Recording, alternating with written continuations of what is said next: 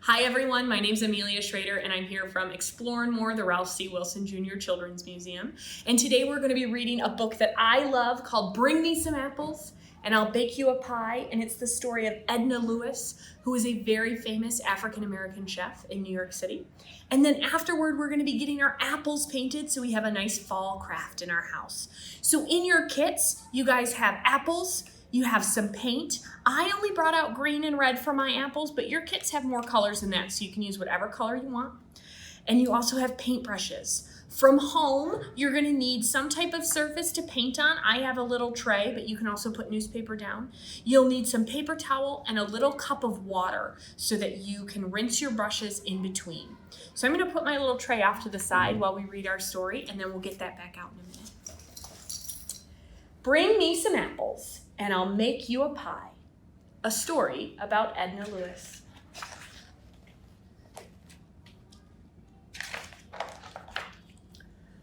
Whippoorwill, calls the little gray bird. The melody echoes through the quiet woods, and it sends its way down the hill to Just Walking Farm.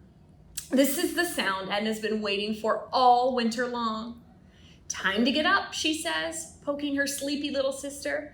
I hear the whippoorwill, which means it's gathering time. I'm ready for the taste of spring. After breakfast, Edna and her sister head out to the fields to pick wild strawberries, the first fresh fruit of the season. Mama says, better hurry, you'll need to outrun the rabbits to get all the berries.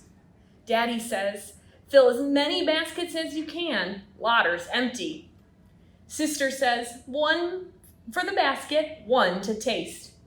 Edna says, there'll be strawberry shortcake for dessert tonight. And you can see in the picture the little bunnies trying to get their strawberries too.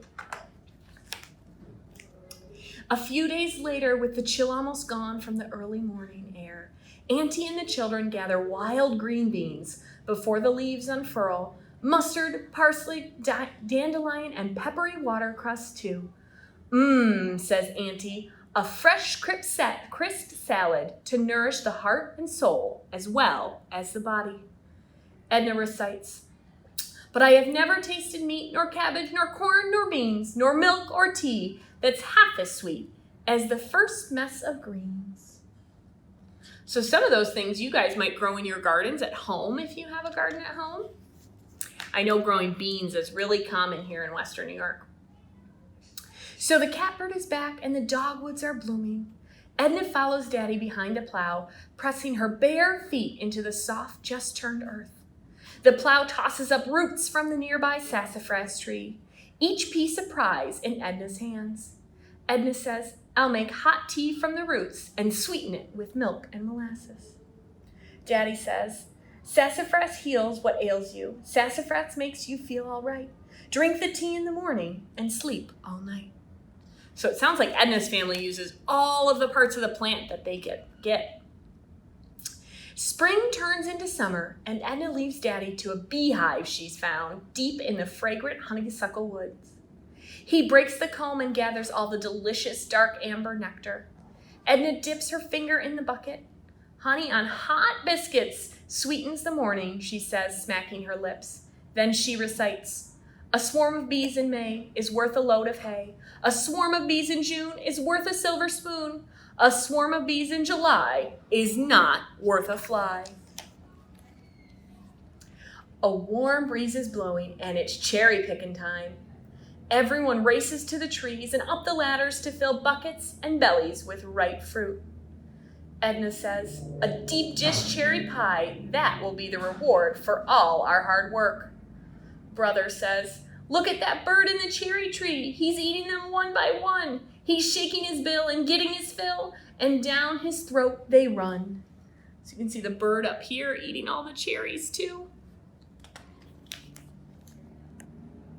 When the wild blackberries are ripe, Edna, sister, and brother forage early in the day before thunderstorms start to rumble. Sweet berries stain hands and lips and teeth blue. Brother says, the ripe ones come easiest off the vine, and the lowest ones are the sweetest. Watch out for snakes, though. They like berries, too. Edna crawls across the brambles.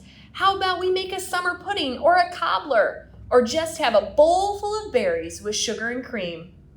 Oh, the blackberries. Long about midsummer, it's time to gather sun-ripened peaches from the orchard. Edna eats them straight from the tree, and the warm, sweet juice runs down her chin. Mama says, 6 perfect peaches make a perfect pie. That's true, Edna says, but the best dessert on a hot summer day is peach ice cream, and there'll be plenty of willing hands to help crank the ice cream bucket. Peaches, sighs Auntie, pure as angels, sweet as love. I don't know about you, but fresh peach ice cream sounds delicious to me. Edna plucks garden-warm tomatoes from a vine heavy with fruit and places them in Mama's outstretched apron. Southern dirt mixed with southern sun makes a right sassy tomato, Mama says. My favorite lunch above all is a tangy tomato sandwich. Sugar baby watermelons ripen in the fields as the sun sets. The family gathers around, and Daddy plugs the melons till he finds a perfect one. Melons are just like friends, Granny says. Gotta try 10 before you get a good one. Everyone savors the crisp, cool, juicy slices. The children spit the seeds as far as they can. Daddy says, save some seeds to plant for new melons. Between slurps, Edna says, save the rinds. We'll make watermelon pickle. So again, my friends, Edna's family is using all of the parts. They're keeping the rind and the seeds so they can reuse them again. In high summer, even mornings are hot and dry. Edna, brother, and sister stand at the edge of the cornfield in the shade of a pine, where the night's coolness still hovers. Corn on the cob makes the best summer supper, says brother. I say it's corn pudding that does that, says Edna. Skillet cornbread is my favorite, says sister. Then she sings, wake up, Jakin, days of bacon, frying pans and cornbread bacon, bacon in the pan, coffee in the pot. Get up now and get it while it's hot. Out in the vegetable patch, tidy rows of beans are ready for picking. Bushel baskets fill quickly as 3 pairs of hands make a game of pulling beans from the bushes. A bowl of speckled butter beans for dinner tonight, says sister. Rattlesnake and Christmas beans next, says Edna.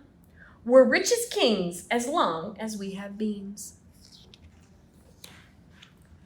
Edna skips behind brother down the farm lane to a leafy vineyard. Sunny clusters of masculine grapes and wild ambience. Vines twine to the tree tops. Ripe grapes make the perfect afternoon feast. I love the jam these grapes will make, Edna says. Come winter, it'll be a little taste of summer. Brother nods. On a cold day, there's nothing more comforting than a thick slice of bread piled high with Mama's grape jam. Oh, friends, I see the apples, just like our project today. It's back to school just as the apples start to ripen. They crunch with every bite and taste as sweet as honeycomb. There's so much to do with good apples, says Edna. With bushels of apples in the cellar, we'll have apple butter and apple cider and applesauce all winter long. But today, I'll make an apple crisp, sweet and tart at the same time. And she sings, don't ask me no questions, and I won't tell you no lies. But bring me some apples, and I'll make you some pies. And if you ask questions about having the flour, I forget about the lashes, and the pie will be sour. On the coming of winter morning, there's still one more harvest to gather. The leaves are falling, and so are the nuts. Ping, ping, ping. Pecans and walnuts clatter on the rooftop. The family fills baskets full of them. Edna cracks the shells and picks out the tiny nut meats. Nut butter cookies and walnut bread will taste mighty good, she says.